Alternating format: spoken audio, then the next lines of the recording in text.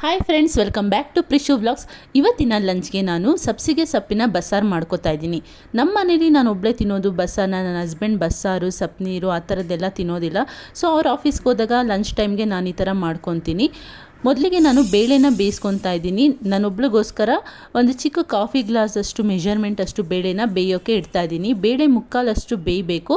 ಅಷ್ಟರಲ್ಲಿ ನಾನು ಸಬ್ಸಿಗೆ ಸೊಪ್ಪನ್ನ ಈ ಥರ ಚಿಕ್ಕದಾಗಿ ಕಟ್ ಮಾಡಿಕೊಂಡು ಚೆನ್ನಾಗಿ ವಾಶ್ ಮಾಡ್ಕೊಂಡಿದ್ದೀನಿ. ಈ ಸೊಪ್ಪು ಬೇಗ ಬೆಂದ್ಬಿಡುತ್ತೆ, ಅದಕ್ಕಾಗಿ ಬೇಳೆ ಒಂದು ಮುಕ್ಕಾಲು ಭಾಗ ಬೆಂದಾದಮೇಲೆ ಸೊಪ್ಪನ್ನ ಆ್ಯಡ್ ಮಾಡ್ಕೊಬೇಕು. ಈ ಸಬ್ಸಿಗೆ ಸೊಪ್ಪನ್ನ ಉಪ್ಮಾಗೆ, ದೋಸೆ, ರಾಗಿ ದೋಸೆಗೆ ಹಾಗೂ ರೊಟ್ಟಿಗೆ ಹಾಕ್ಕೊಂಡು ಟ್ರೈ ಮಾಡಿ. ಒಂದ್ಸರಿ ಟೇಸ್ಟ್ ಡಿಫ್ರೆಂಟಾಗಿ ತುಂಬಾ ರುಚಿಯಾಗಿರುತ್ತೆ. ಹಾಗೆ ಇದಕ್ಕೆ ಸ್ವಲ್ಪ ಉಪ್ಪನ್ನು ಸಹ ಸೇರಿಸ್ಕೊಂಡು ಬೇಯಿಸ್ಕೊಬೇಕು. ಕೆಲವರು ಬೇಳೆನ ಕುಕ್ಕರಲ್ಲಿ ಬೇಯಿಸಿಬಿಟ್ಟು ಆಮೇಲೆ ಸೊಪ್ಪನ್ನ ಆ್ಯಡ್ ಮಾಡ್ಕೊತಾರೆ. ಬಟ್ ಕುಕ್ಕರಲ್ಲಿ ಮಾಡೋಕ್ಕಿಂತ ಈ ಥರ ಡೈರೆಕ್ಟಾಗಿ ಮಾಡಿದ್ರೆ ರುಚಿ ತುಂಬಾ ಚೆನ್ನಾಗಿ ಬರುತ್ತೆ. ನೋಡಿ, ಇಲ್ಲಿ ಆಲ್ಮೋಸ್ಟ್ ಎಲ್ಲ ಸೊಪ್ಪು ಹಾಗೂ ಬೇಳೆ ಬೆಂದಿದೆ. ಈಗ ಸಾರು ಮಾಡಲಿಕ್ಕೆ ನಾನು ಒಂದು ಚಿಕ್ಕ ಈರುಳ್ಳಿನ ಕಟ್ ಮಾಡಿ ಇಟ್ಕೊಂಡಿದ್ದೀನಿ. ಬಾಣಲೆಯಲ್ಲಿ 1 ಸ್ಪೂನಷ್ಟು ಆಯಿಲ್ನ ಹಾಕ್ಕೊಳ್ಳಿ. ಆಯಿಲ್ ಬಿಸಿ ಆದಮೇಲೆ ಅದಕ್ಕೆ ಈರುಳ್ಳಿ, ಬೆಳ್ಳುಳ್ಳಿ ಹಾಗೂ ಹಸಿಮೆಣಸಿನ್ಕಾಯಿನ ಹಾಕ್ಕೊಳ್ಳಿ. ಹಸಿಮೆಣಸಿನ್ಕಾಯಿ ನಿಮ್ಮ ಮನೇಲಿ ನೀವು ಖಾರ ಹೇಗೆ ಬೇಕೋ ಆ ಥರ ನೋಡಿಕೊಂಡು ಹಾಕ್ಕೋಬೇಕು. ಹಾಗೆ ಇದಕ್ಕೆ ಸ್ವಲ್ಪ ಅರ್ಧ ಸ್ಪೂನಷ್ಟು ಜೀರಿಗೆ ಹಾಗೂ ಹುಣಸೆ ಹಣ್ಣು ಹಾಕ್ಕೊಂಡು ಈ ಥರ ಕಲರ್ ಚೇಂಜ್ ಆಗೋವರೆಗೂ ಆಯಿಲಲ್ಲಿ ಫ್ರೈ ಮಾಡ್ಕೊಬೇಕು.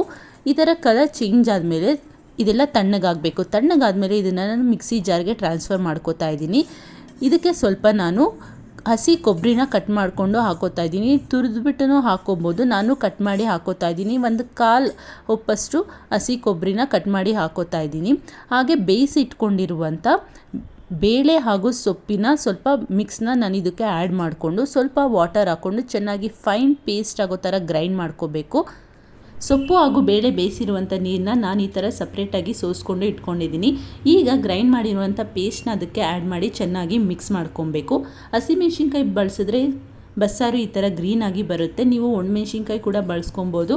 ಈ ಥರ ಚೆನ್ನಾಗಿ ಮಿಕ್ಸ್ ಮಾಡಿಕೊಂಡು ಆದಮೇಲೆ ಮೀಡಿಯಮ್ ಫ್ಲೇಮಲ್ಲಿ ಇಟ್ಕೊಂಡು ಈ ಸಾರನ್ನ ಸ್ವಲ್ಪ ಹೊತ್ತು ಕುದಿಸ್ಕೊಬೇಕು. ಸಾರು ಕುದ್ದೆ ಆದಮೇಲೆ ಒಗ್ಗರಣೆನ ಹಾಕಿದ್ರೆ ಚೆನ್ನಾಗಿರುತ್ತೆ.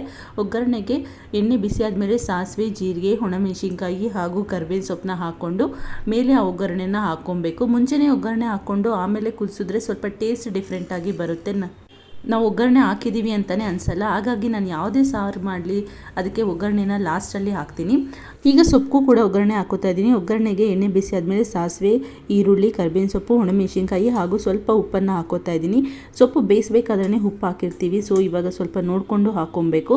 ಅದಾದಮೇಲೆ ಬೇಳೆ ಹಾಗೂ ಸೊಪ್ಪನ್ನ ಆ್ಯಡ್ ಮಾಡಿಕೊಂಡು ಲಾಸ್ಟಲ್ಲಿ ತೊಳೆದಿಟ್ಕೊಂಡಿರುವಂಥ ಹಸಿಕಾಯಿನ ಹಾಕಿ ಚೆನ್ನಾಗಿ ಮಿಕ್ಸ್ ಮಾಡ್ಕೊಬೇಕು.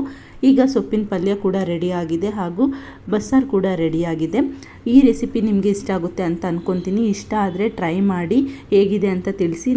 ನೀವೇನಾದರೂ ನನ್ನ ಚಾನಲ್ನ ಫಸ್ಟ್ ಟೈಮ್ ನೋಡ್ತಾ ಇದ್ದರೆ ನನ್ನ ಚಾನಲ್ನ ಸಬ್ಸ್ಕ್ರೈಬ್ ಮಾಡಿ. ಈ ವಿಡಿಯೋ ಇಷ್ಟ ಆದರೆ ಲೈಕ್ ಮಾಡಿ, ಶೇರ್ ಮಾಡಿ. Thank you for watching. Bye bye.